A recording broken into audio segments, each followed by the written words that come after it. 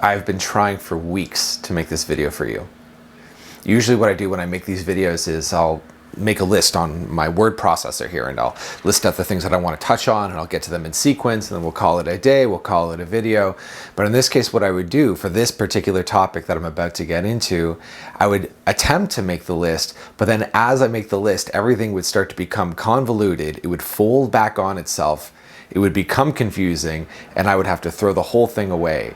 And I've gone through approximately 7 or 8 iterations of that in an attempt to clarify this. Because then when I would think, okay, I'm ready to talk about this, I would get in front of the camera, but it's like, no, it's still confusing and I still can't quite contain the whole package.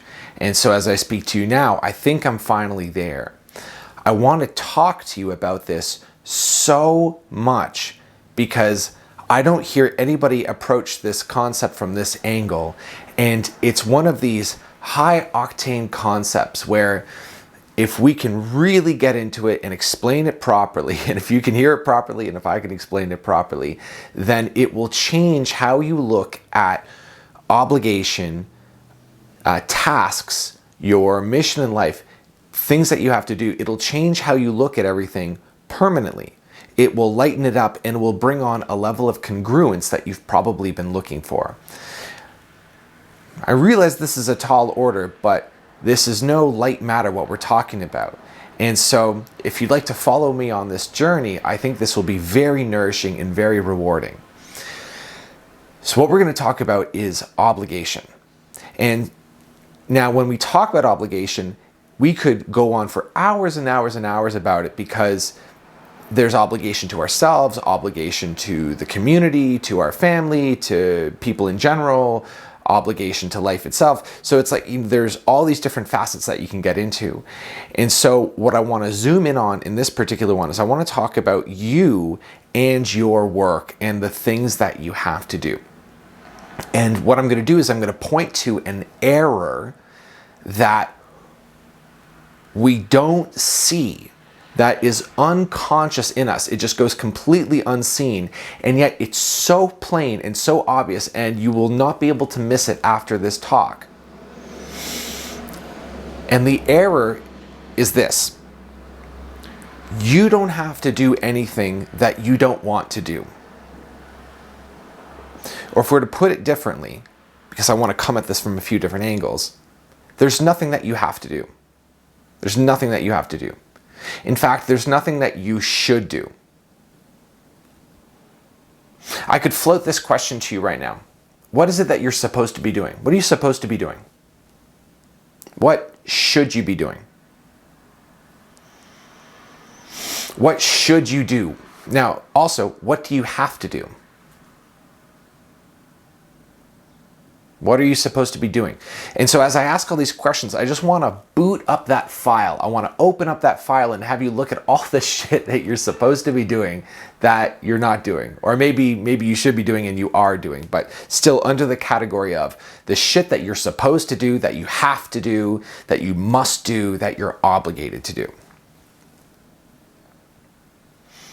And I want to suggest that all of this is false. That everything that you find under this category, you don't have to do any of it. Instead, the frame that we're going to step into together is simply that we live in a world of choices and consequences.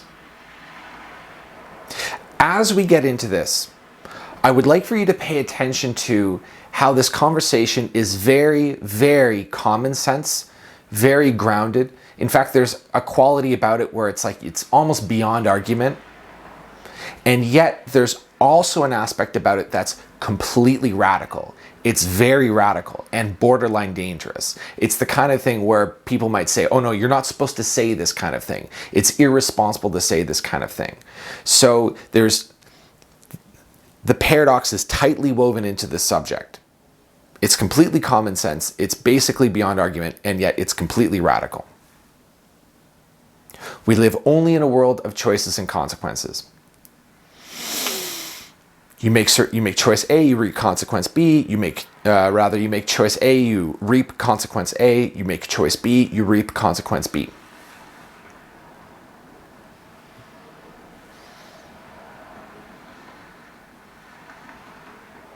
If you do something against your own will, what you're doing then is you're fracturing your will into two pieces and then pitting them against each other and creating conflict in yourself. The goal now going forward is to dissolve the conflict that we have against ourselves and reclaim the renegade aspects of our will into one congruent, one direction, one pointedness, one will going in one direction.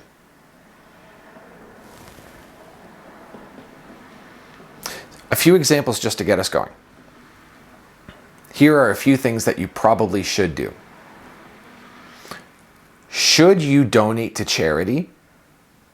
So just feel into that for a second. Should you donate to charity if you don't already? And if you do already, should you donate more to charity?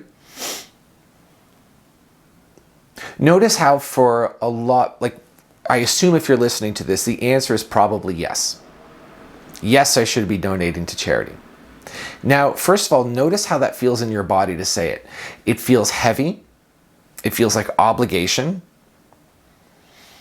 It feels like when we say you're not doing what you should be doing, it means that there's some sort of imaginary, almost archetypal version of yourself that's perfect and pure, that you could and should be. It's like you're supposed to be this. It's like an expectation that's overlaid on top of you. And then there's you as you actually are, yourself in the flesh and blood, yourself as you find yourself right now in this red hot minute. And so if I say, I should donate to charity, or if I say you should donate to charity, notice how there's this split between you as you are and this idealized perfect version of yourself that we've just agreed that you're supposed to be, that you're supposed to become. And notice how that disparity, that difference between these two aspects of you creates this sense of heaviness and a sense of unworthiness. And not just unworthiness, but invalidity. It makes you, in a sense, invalid. Because if there's something that you're supposed to be doing that you're not doing, then it's almost like you're in a form of debt, or you're in the negatives, or you're not yet who you really are. You're not really yourself. And if we can stop and take a minute to feel into what that might be like to be who we're supposed to be. So imagine, we'll return to the example, but just imagine you're in a situation now where you have done everything that you're supposed to do. So everything that you're supposed to do, it's done. And everything that you're supposed to be doing, you are presently doing. You're working out, you're eating your celery, you're meditating, you're doing your gratitude journaling, you're nice to everybody, you're happy, you're content, you're not watching too much TV, you're not wasting too much time on your phone, you've got all your work done, your house is totally clean, your room is tidy, you've done charity, you've done community service, everything's done that you're supposed to have done, and you're doing everything that you're supposed to be doing, and there's nothing outstanding. And just imagine what that would feel like. Just step into that feeling for a second. What is it like? Really feel into it, really. Eyes closed if it helps. There's nothing else that you're supposed to be doing. There's nothing that you're supposed to be doing because it's all done. So a word that comes up for me is freedom. I'm free now to do whatever I want to do. It's almost like a feeling of having graduated out of school, out of elementary school, or like summer vacation has just begun off of school. So when I say validity, I mean, it feels like being a valid person. A valid person, somebody with whom nothing's wrong with them, nothing's missing about them, nothing is lacking about them. And freedom in the sense that because you're so whole and so complete and there's nothing required of you that's not sufficed as a requirement, so there's no outstanding debt, nothing about you that needs to be apologized for or repaid or made up for. All you're left with is freedom. Freedom to choose whatever the hell you want. What is it that you want to do? What choices would you like to make? Where do you want to go? You're completely free.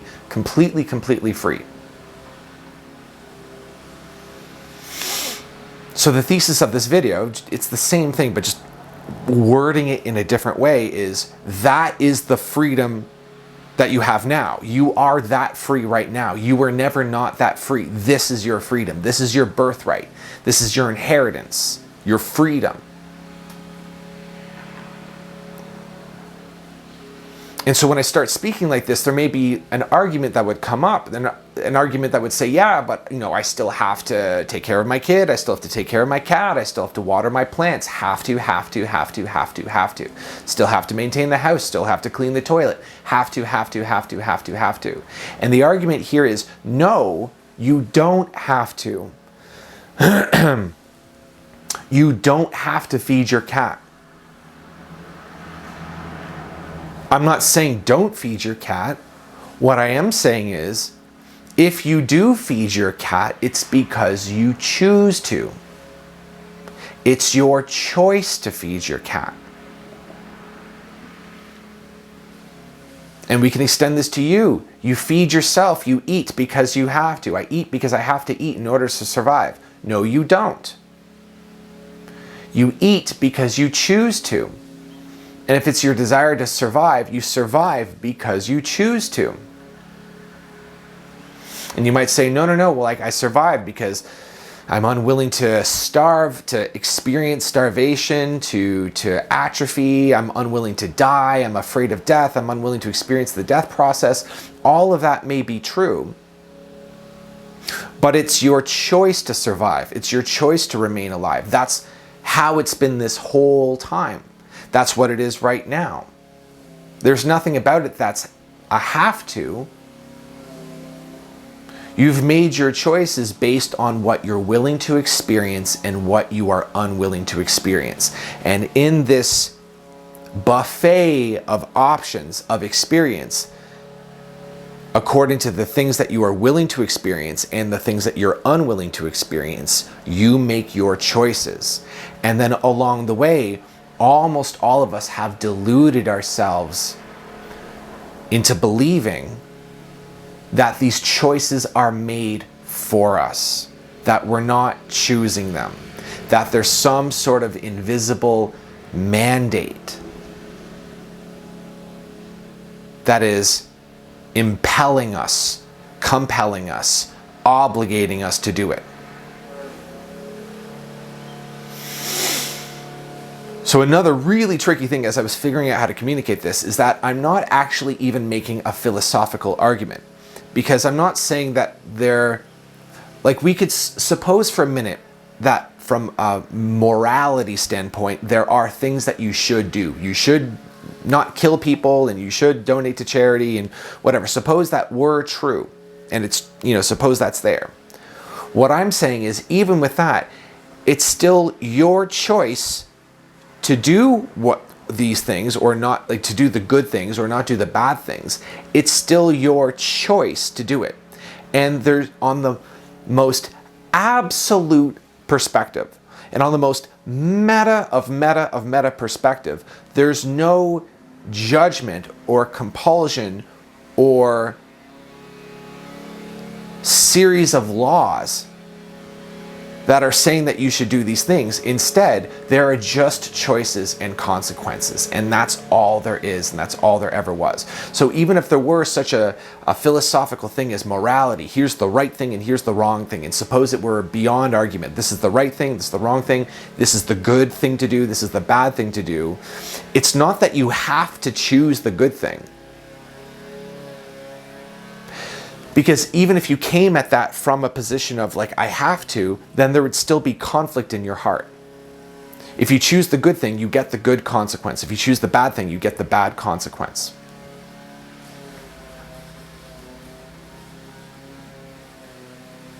So should you donate to charity?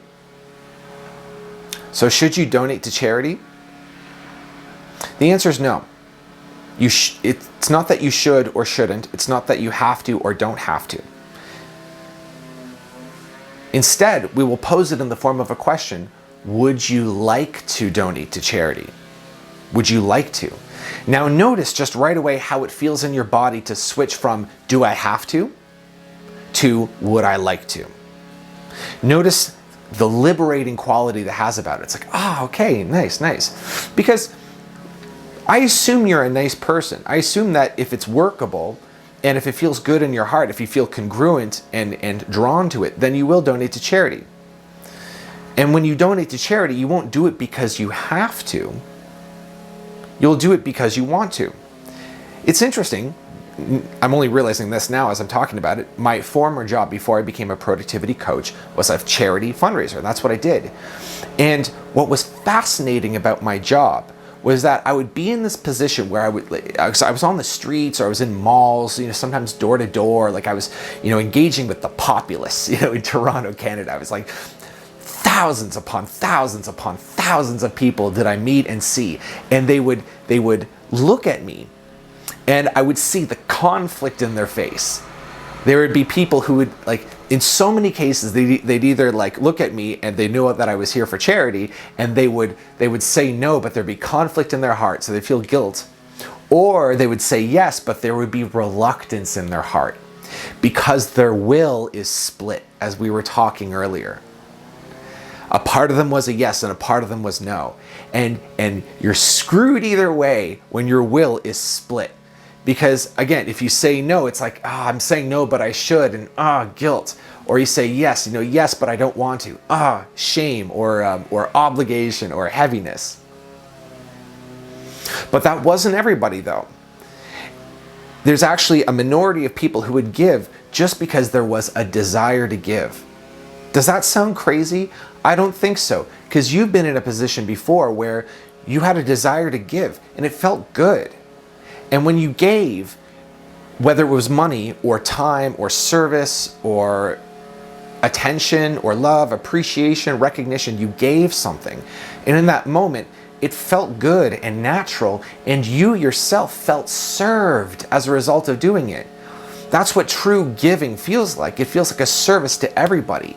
It feels like a little mini nuclear explosion of benediction that has been brought into the world through a desire to give. It's completely congruent and nothing is lost as a result of that giving. That's congruence. And so some of these people would approach the booth or wherever I was standing at, and I would tell them like, hey, we're saving the babies in Africa or whatever the charity was. And they would say, that sounds okay. That sounds like a nice way to use my money. I have some money I would like to give to that. And then I would sign them up, and then it would be lovely. It'd be beautiful. Sometimes people would come at me with obligation, but then as I spoke to them, as I'm speaking to you now, I would assist them in shifting from obligation into desire. So people would come up and they would approach me like, I don't want to be here, right? And I'd say, hey, listen, you don't have to do anything that you don't want to do. I promise. Either way, we're cool. Either way, we're friends. Either way, we'll manage to take care of as many kids as we can possibly do, and you're still a good person and we're still friends. There's no worries either way. And so then I would say that, and then like all this conflict and obligation would die down, and they would step into their choice. They would step into their sense of choice. It was so beautiful to see. And then like they may still say no. They might be like, okay, good, I can do whatever I want. I'm not up for it. It's not right for me. This isn't the appropriate thing for me to do right now. And it'd be like, great, God bless you. Good. Go forth and prosper. And then some other people would donate, and then that would be great as well. So should you donate to charity? No. Would you like to? Is there a charity that is attractive to you that you'd like to donate to? Should you buy the Bitcoin dip? So Bitcoin, as we speak now, is low. All the cryptocurrencies are low. Should you buy the dip? And maybe you've been considering, should I put some money in Bitcoin? Is it going to go down? Is it going to go up? How am I feeling about it? So notice how it feels now. Put aside this idea of have to. Would you like to? Would you like to buy Bitcoin? And just feel into that for a second. Again, eyes closed, and just check with your body. Always check with your body when you're making a decision of some kind. Especially a decision of any consequence. Would I like to buy Bitcoin? Maybe the answer is no. You know, it's super cheap, you know, and maybe it's going to go up later, but I'm not really feeling it. I'd rather do something else with my money. Or maybe, yes, I would like to buy a little bit. Should you take care of your children? I have a child right now, so it's fun kind of considering this. I have a 4-month-old daughter, and I ask myself, should I take care of her? The answer is no. Would I like to? Yeah, I would like to. Would I like to because I'm willing to? Would I like to because I'm unwilling to experience the consequences of not taking care of her? Honestly, probably both. Something important to be honest about. Are you willing to survive? In my own life, from adolescence, from about 13 up to, I don't know, like really quite recently, like say near the end of my 20s, I wasn't really keen on life. And there were times where I was pretty suicidal, very like heavily suicidal. But even in the times when I wasn't, what I noticed was that I actually came at life itself with reluctance. I felt reluctant toward life itself. I felt I was alive against my own will. What a crazy notion. And it wasn't until I decided to become congruent with life that my life took on a new momentum and velocity, and it became way more interesting. I want to say almost intoxicating, like way more enjoyable, way better by being congruent and choosing life instead of going into it with reluctance. Should you read books? Should you be reading more books? Would you like to? Do you want to read books? What book would you like to read? When would you like to read it? Do you have to read books? No. Just try it out. Try it out. No, you don't. I don't have to read any books. I don't have to read another book in my life. I don't have to. There's nothing I have to do. Just say it with your mouth. Nothing I have to do. There's nothing. I don't have to read any books. I don't have to read a book ever again. Would I like to? Okay. Feel into that. Meditate. Should you be meditating? This is a classic guilt trip. People like in the self-help world. You know, it's like, I should be meditating more. No. There are benefits. So I was listening to Ken Wilber talk about the benefits of meditation and how it's like the one thing that's proven to enhance your cognitive growth and by 2 levels, and it creates all these benefits and releases all this suffering. There's like everything good about meditating. Do you have to? No. You don't have to have any of that. There's no obligation to be happy. There's no obligation to be successful. You don't have to be happy. You don't have to be successful. None of that is a have to. So from now on, would you be willing to only do what you choose to do? And then notice if you're ever doing something that you don't want to do. So this section that we're about to get into, this is the applied section because I realize that you and I are talking, and you might be listening to this and you might be thinking, okay, this sounds great. This sounds nice. And yet, Brent, it doesn't change the fact that I have to do this shit and I don't want to. I don't want to, and I have to. I have to take out the garbage. I have to wash my car. I have to take my car in for an oil change. I have to go to the doctor for some sort of symptom, and I don't want to. I don't want any of this. I don't want, and yet I have to. So like, what do I do about it? So I'm going to teach you how to use what we're talking about here and actually step into congruence with it. So we're going to go through this slowly, and I'm just going to give this piece by piece so that you can really use this. The reason why this is so tricky is because I'm going to invite you to make a change on the level of your will. And what we need to do is distinguish between will and, say, something like preference. I'm going to get into that, but we need to really take it easy with this. So now we can get into the applied section of this video. So excuse the jump cut. I ran out of battery storage as I was talking near the very end of that last clip, and I was mid-thought, and then I had to stop and clear out the memory card, and then I got pulled into some other stuff, so it's I'm filming this a couple hours later than the clip before. Nevertheless, I'm pretty confident I could pick the thread back up and we can go from here. So, Let's take an example of something that you have to do that you don't want to do. And let's just say, for the sake of argument, that you don't like doing dishes. So you have to do the dishes, you don't have a dishwasher, so you have to clean them by hand and you don't want to. The first thing that we're going to do is we're going to clear up an error. Instead of saying, I have to, but I don't want to, it would be much more accurate to say, I both want to and I don't want to. That would be one way of putting it. And an even more accurate, a more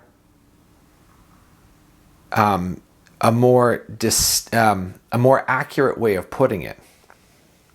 An even more accurate way of putting it would be, I'm unwilling to wash the dishes and I'm unwilling to not wash the dishes. So you have unwillingness on both ends. And because you have unwillingness on both ends, there's a conflicting movement and there is friction. And so it means that if you wash the dishes, you are going to be using your will against your own will. You're going to be forcing yourself against yourself to do this work, and you'll be doing it with reluctance. And just like we said before, when we're talking about charity, you're either not doing it and feeling guilty, so there's friction, or you are doing it and feeling reluctant and there's still friction. And so what we're doing now is we're going to resolve the friction. The way we resolve the friction is through asking the following question. What is it that you are unwilling to experience? So looking at the dishwashing example, what is it that you're unwilling to experience about this task? Maybe you find it to be boring. Maybe it just feels like a big waste of time. Maybe you hate the feeling of hot water on your hands. Maybe it's all of these or none of these. Now, the trick is that seeing as you are unwilling to experience the consequences of not washing the dishes. In other words, seeing as you are not willing to not wash the dishes, the only path forward for you that's feasible, or the best path forward for you, is to get the dishes done because you're going to need them later. So notice how you're putting yourself in a position with an experience that you're unwilling to experience. There's something about doing this that you're unwilling to experience. What we're going to do in this case is we're going to flip the unwillingness into a willingness. This doesn't mean that you're going to start saying that you like something that you don't like, or feel good about something that you don't feel good about. You're not going to pretend like you have some sort of belief that you don't actually have, or you're not going to try to delude yourself into thinking something that you don't actually think. If you hate washing the dishes, it's fine. If you hate the feeling of hot water, it's fine. If you hate the feeling, the boredom behind doing the movement, all of that stays the same. But up until this moment, there's been an unwillingness to experience this thing. And we're going to start flipping that unwillingness into a willingness. This part, whereas you may not be able to change your mood or your energy or your thoughts or your beliefs right away at the drop of a hat, you may not be able to change that right away. Your will is something that you can. By definition, will is the one thing that falls within your domain of influence. The will is the one thing in this world, in this reality, that you can direct. For example, if I were to say to you, are you going to lift your arm? And you might say, I hope so, or I'll try my best. That doesn't really make sense. Your arm, what your arm does is a matter of your will. So this is a similar thing that we're doing here. Now, you might at this moment be in a position where you would say, I'm unwilling to experience washing the dishes. See what happens if you flip it around and say, I am willing. I am willing to experience doing the dishes. And then whatever it is that you dislike about it, turn your will around so that it encompasses this thing. I'm willing to feel uncomfortable. It's not, again, I want to be really clear. You're not saying I like to feel uncomfortable or I prefer to be uncomfortable, but I am willing to be uncomfortable. We're opening up on a mental and a heart level to whatever is this thing that we're choosing. Because in order to be congruent with this activity, there needs to be a choice. We need to walk into it deliberately. It needs to be something we choose, otherwise we're disempowered. I choose this boredom. I choose to feel the tedious nature of this. I choose to feel the irritation that's associated with doing the dishes. I'm willing to experience all of this. So now in your example, when you're thinking about the thing that you're just unwilling to do and you're unwilling to experience, flip that unwillingness into a willingness and see what happens. It's not the promise of life, of embodied existence, to always be comfortable and always be harmonious and to always be enjoyable and blissful. Sometimes we will be faced with situations that feel uncomfortable or bored or tedious or irritating. And there's no need to close down mentally or emotionally to these types of experiences. It's possible to choose to open up to these kinds of experiences. And it's through introducing your will, your willingness to be open to these experiences, your willingness to experience these experiences, not to overkill that word. Through that openness, there's a new harmony that comes online, and through it, an empowerment. You can try these out loud. I'm willing to be bored. I'm willing to do something that's painful. I'm willing to do something that's stupid. I'm willing to do something that's a waste of time. I'm willing to risk embarrassment. I'm willing to risk failure. I'm willing to experience whatever it is as a result of doing this.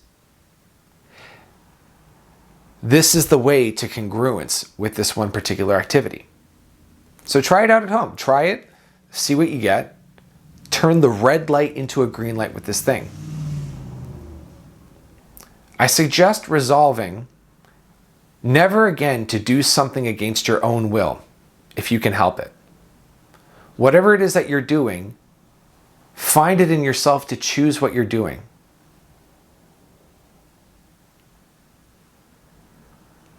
If you find that you're doing something because you feel like you have to, you believe that you have to, look for where you're lying to yourself. Look for where you are disempowering yourself. Find the choice element of what you're doing.